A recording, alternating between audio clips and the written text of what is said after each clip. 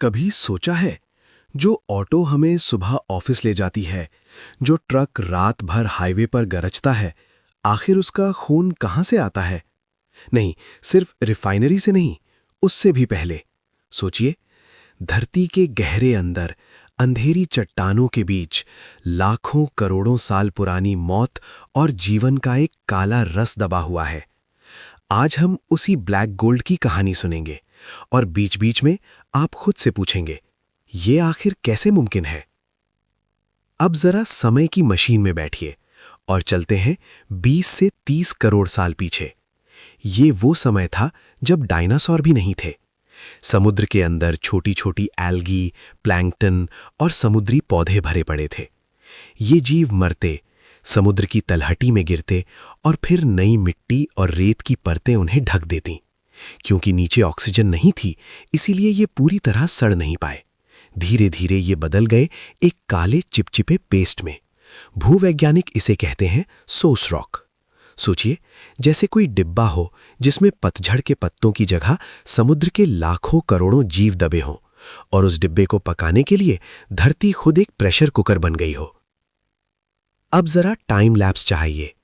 ऊपर नई नई मिट्टी और पत्थर की परतें जमा होती गईं।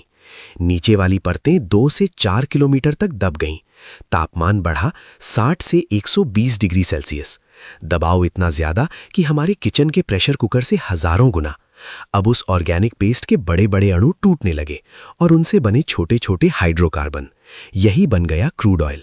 अगर तापमान और ज्यादा हुआ तो बन गई नेचुरल गैस। अगर कम गर्मी मिली तो बना भारी बिटुमेन, जिसे निकालना बहुत मुश्किल होता है।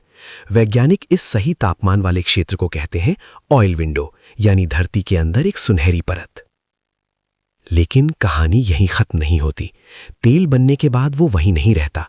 क्योंकि तेल पानी से हल्का होता है, इसीलिए वो धीरे धीरे ऊपर की तरफ रिसने लगता है। जैसे चाय में डुबोया हुआ बिस्किट धीरे धीरे चाय सोखता है, तेल भी चट्टानों के छोटे छोटे छेदों से रास्ता बनाता हुआ ऊपर बढ़ता है। कभी कभी 1000 साल में सिर्फ कुछ किलोमीटर। फिर उसे मिलती है एक जगह जिसे कहते हैं ट्रैप। नीचे होती है पोरस सैंडस्टोन, जहां तेल जमा हो सकता है, और ऊपर होती है टाइट शेल या नमक की चट्टान, जो उसे आगे नहीं जाने देती। सोचिए, जैसे एक गुब्बारा पत्थर की छत से चिपककर फंस गया हो। अब आते हैं आज के समय में। तेल खोजने के लिए भूवैज्ञानिक सैटेलाइट, मैग्नेटिक और ग्रेविटी डेटा का इस्तेमाल करते हैं। फिर आते हैं सीस्मिक ट्रक। ये ट्रक जमीन पर कंपन पैदा करते हैं। आवाज की तरंगें धरती के अंदर जाती हैं और अलग अलग परतों से टकराकर वापस लौटती हैं। कंप्यूटर इन तरंगों को पढ़कर धरती के अंदर का एक 3D नक्शा बना देता है। कुछ जगहों पर दिखता है एक ब्राइट स्पॉट। कभी कभी ये संकेत होता है कि नीचे तेल जमा है। लेकिन जोखिम बहुत बड़ा होता है। सच ये है कि हर 5 कुओं में से सिर्फ एक ही सफल होता है। इसीलिए एक कुआं खोदने का खर्च करोड़ों रुपए तक पहुंच जाता है। अगर जगह सही लगे तो वहां लगाया जाता है एक विशाल ड्रिलिंग रिग। ड्रिल बिट घूमता है। कीचड़ जैसा ड्रिलिंग मड पाइप को ठंडा और चिकना रखता है। पाइप जोड़ते जोड़ते ड्रिल नीचे जाती रहती है। लक्ष्य होता है 2 से 5 किलोमीटर गहराई, कभी कभी 10 किलोमीटर तक। दबाव को संभालने के लिए लगाया जाता है ब्लो आउट प्रिवेंटर, एक विशाल वाल्व। अगर ये फेल हो जाए तो हो सकता है बड़ा हादसा। इसीलिए हर सेकंड एक जबरदस्त तनाव रहता है। जब तेल ऊपर आता है तो वो सीधे पेट्रोल नहीं होता। वो होता है नमक, गंधक और अशुद्धियों से भरा काला सूप। इसे रिफाइनरी में ले जाया जाता है। वहां अलग अलग तापमान पर उसे उबाला और अलग किया जाता है, और फिर निकलते हैं LPG, पेट्रोल, डीजल, केरोसिन और कई दूसरे प्रोडक्ट। और अब सुनिए एक चौंकाने वाला तथ्य। आपकी कार के सिर्फ 1 लीटर पेट्रोल के पीछे लगभग 23 टन पुरानी समुद्री जिंदगी का योगदान होता है।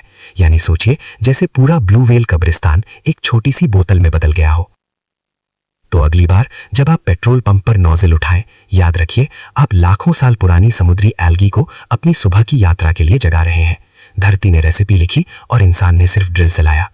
लेकिन सवाल अभी बाकी है। जब ये सारे तेल के जाल एक दिन खत्म हो जाएंगे, तब हमारी गाड़ियां किससे चलेंगी? शायद यही सवाल हमें नए ईंधन की खोज तक ले जाएगा। और आखिर में जिज्ञासा ही असली ईंधन है।